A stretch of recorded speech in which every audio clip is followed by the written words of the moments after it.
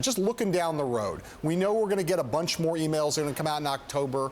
We've got some stories that suggest a lot of Clinton Foundation donors had a lot of access to her. How much of a threat do you think it is, given that it's the biggest looming political threat I can see right now to her? How big a threat is it? You know, I think that if I were running a campaign and giving political advice, I said you'd shut it down.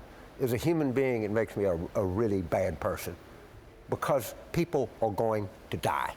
Now, no one said if Bob Dole was the majority leader, Elizabeth Dole was the head of the Red Cross, not a soul brought it up. Right. If George H.W. Bush was raising money for the Bush Library's library when his son was president, that's fine. Some lady sent me an email on these charity watchdog groups and pointed out that the points of light were started by President George H.W. Bush in 1991 while he was still in office. I think that the foundation is, you know, I'll say this and we'll move on to something else. Of all the things that Bill Clinton's done, the thing I'm most proud of, he stopped the genocide.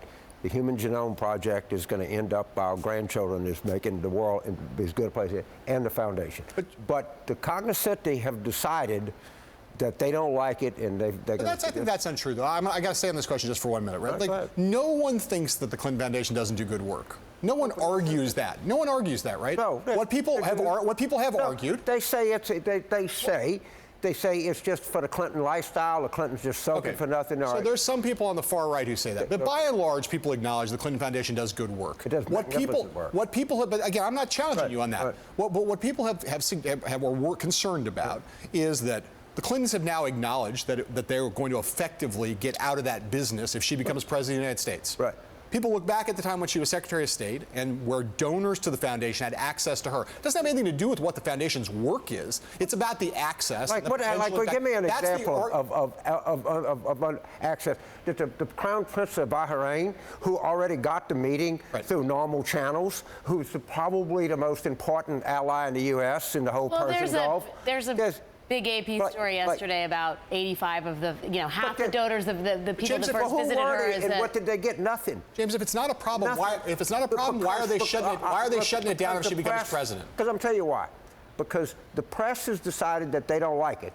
It never bothered them when Bob Dole was majority leader and Elizabeth Dole was the Red Cross. It never bothered them, and it didn't bother me, by the way, when President Bush started to point to light.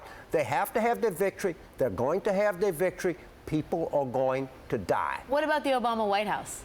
What about them? The Obama White House imposed limitations on the Clinton Foundation when Clinton took But that's fine. Well, they're not the press. But I guess if the point is the press is doing this, then why the White House do it? The White House never said this. They can impose, they should impose whatever limitations.